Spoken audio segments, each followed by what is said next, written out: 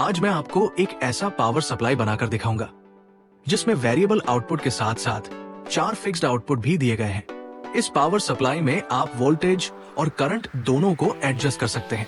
इसके अलावा इस पावर सप्लाई से आप किसी भी बैटरी को आसानी से चार्ज कर सकते हैं। इसे आप all in one power supply कह सकते हैं। तो चलिए बिना समय बर्बाद किए पावर सप्लाई बनाना शुरू करते हैं। इस पावर सप्लाई को बनाने के लिए स्क्रीन पर दिए गए सभी कंपोनेंट्स की जरूरत होगी। सबसे पहले एक पुराना कंप्यूटर SMPS लेना होगा। हर SMPS के ऊपर एक चार्ट होता है जिसमें अलग अलग रंग की तारों में कितना वोल्टेज और करंट होता है वो लिखा होता है।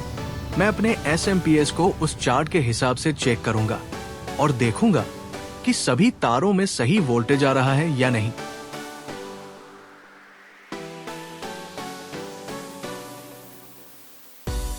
SMPS को पहले इलेक्ट्रिक बोर्ड में प्लग इन करना होगा।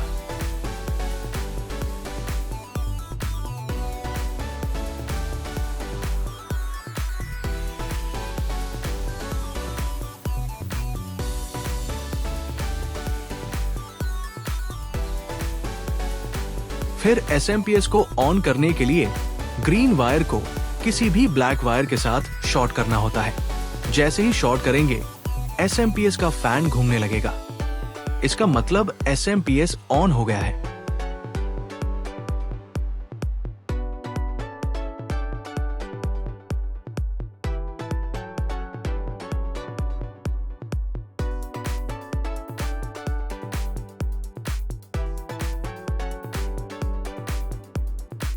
अब मल्टीमीटर की मदद से हर तार का वोल्टेज मापेंगे कि सब कुछ सही है या नहीं।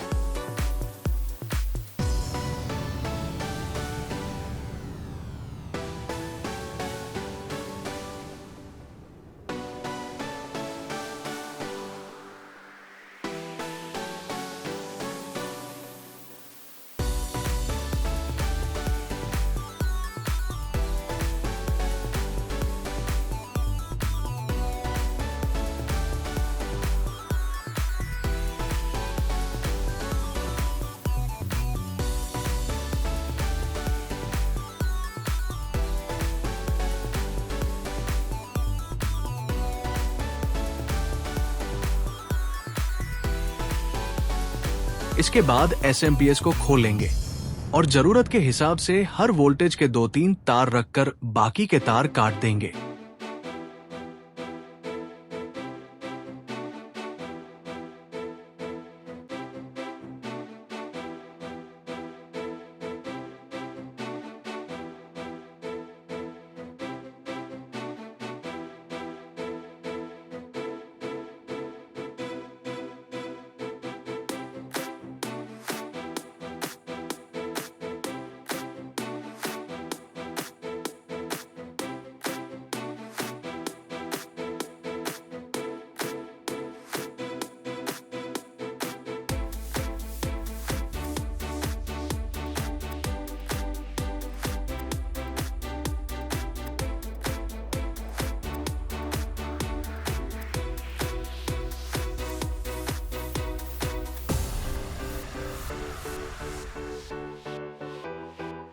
फिर उन तारों को कलर कोड के अनुसार अलग अलग कर लेंगे।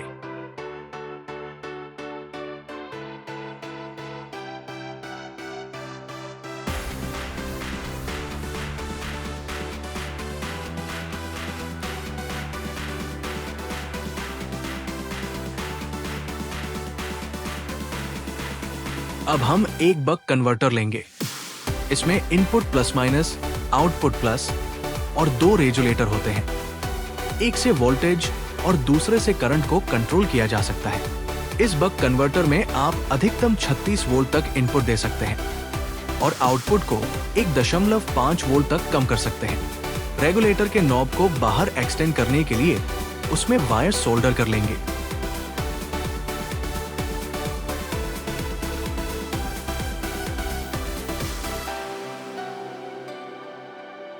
इसके बाद इस बक कन्वर्टर को SMPS के अंदर एक उपयुक्त जगह पर फिट करेंगे। मैंने अपनी SMPS के अनुसार जगह तय कर ली है, जो ऊपर की प्लेट के साथ लगेगी। फिर उस जगह 2 होल करके स्क्रू से बक कन्वर्टर को फिट कर लेंगे।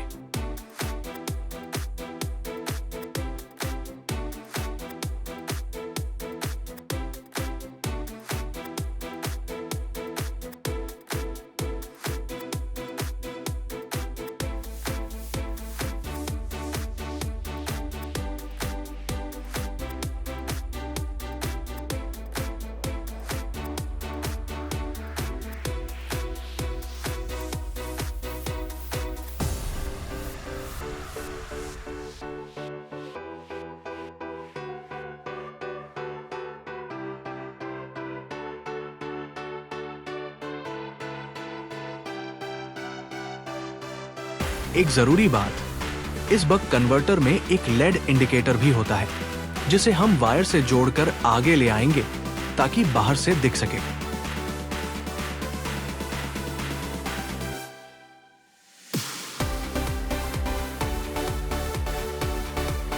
अब हम एक डिजिटल वोल्टफ्रंट मीटर को बक कन्वर्टर के आउटपुट पर जोड़ेंगे, जिससे हम आउटपुट वोल्टेज और करंट देख सके। मैं इनपुट में 12 वोल्ट इस्तेमाल करूंगा, क्योंकि मुझे उससे ज्यादा की जरूरत नहीं है। अगर आप चाहे तो 24 वोल्ट तक इनपुट दे सकते हैं। बस -12 वोल्ट की वायर को माइनस इनपुट से जोड़ना होगा।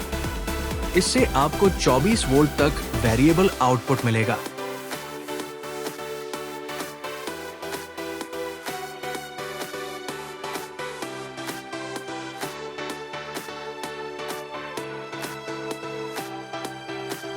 सभी वायरिंग पूरी होने के बाद बक कन्वर्टर को स्क्रू से प्लेट पर कस देंगे और एसएमपीएस की ढक्कन को फिर से लगा देंगे।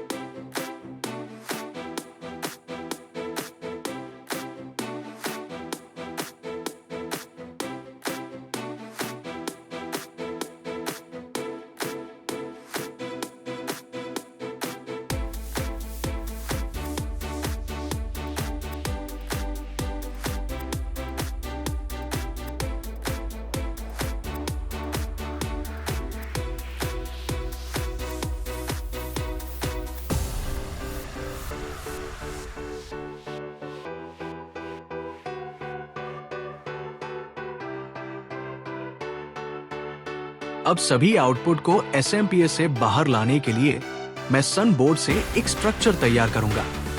आप चाहे तो पीवीसी शीट का इस्तेमाल कर सकते हैं, जिससे बॉडी और मजबूत होगी।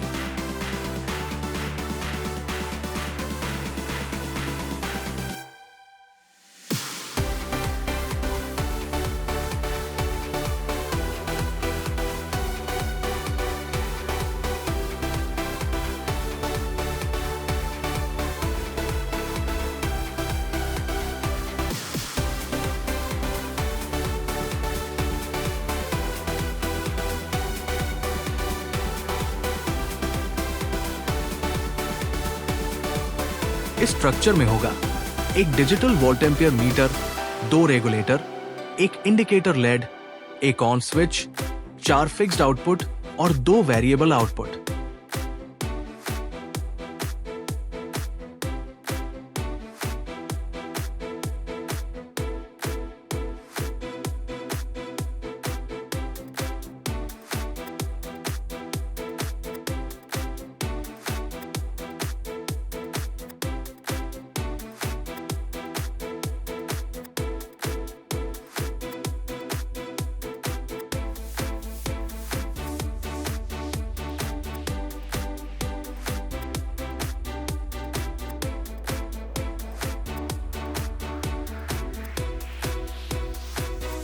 आउटपुट के लिए मैं बनाना सॉकेट का इस्तेमाल करूंगा।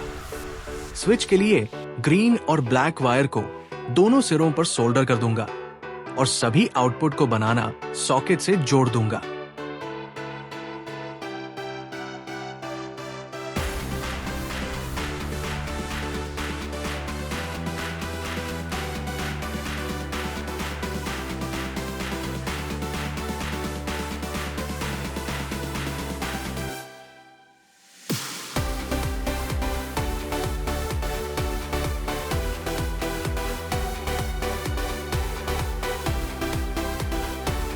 फिर सभी कंपोनेंट्स को स्ट्रक्चर में फिट कर दूंगा।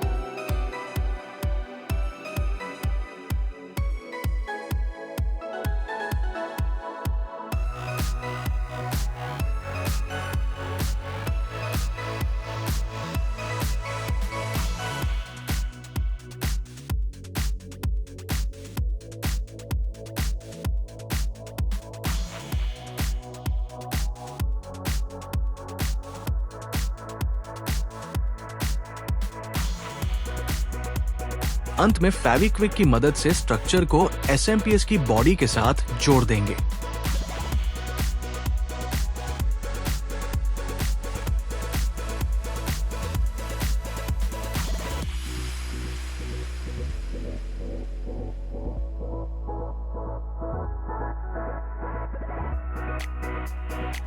अब हम सभी आउटपुट की वोल्टेज चेक करेंगे और उन पर लेबल लगा देंगे ताकि यूज करते वक्त आसानी हो।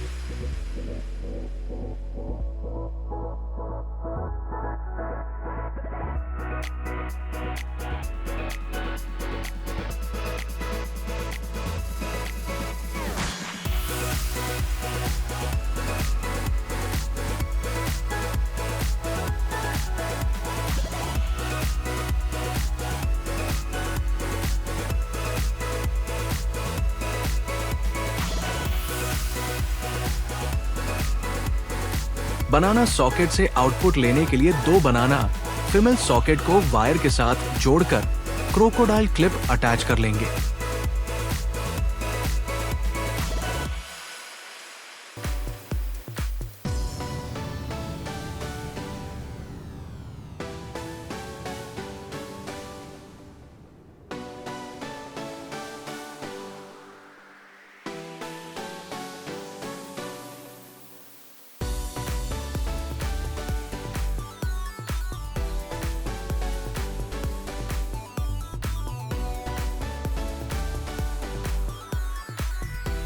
इस पावर सप्लाई की मदद से आप कोई भी बैटरी चार्ज कर सकते हैं। वोल्टेज और करंट सेट करने के बाद प्लस माइनस को बैटरी के साथ कनेक्ट करें। जब तक बैटरी का वोल्टेज आउटपुट वोल्टेज से कम रहेगा, मीटर पर करंट दिखेगा, यानी चार्जिंग चालू है। जैसे ही बैटरी का वोल्टेज आउटपुट वोल्टेज के बराबर हो जाएगा, करंट 0 हो जाएगा, मतलब बैटरी पूरी तरह चार्ज हो चुकी है। एक बात ध्यान में रखना जरूरी है, बैटरी को जितना वोल्टेज चाहिए उससे ज्यादा वोल्टेज कभी सेट मत करना, नहीं तो बैटरी डैमेज हो सकती है या उसमें आग भी लग सकती है।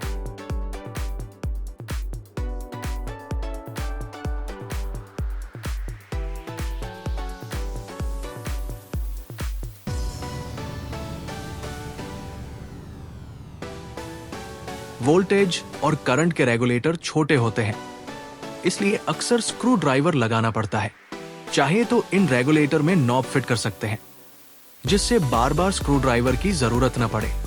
मैंने ये नहीं किया क्योंकि मैं ज्यादातर समय फिक्स वोल्टेज का ही इस्तेमाल करता हूं।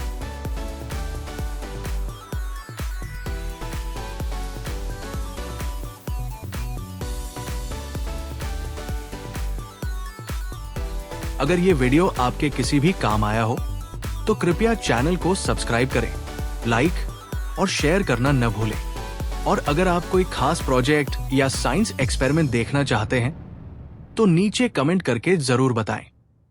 मैं कोशिश करूंगा उसे वीडियो में दिखाने की। धन्यवाद।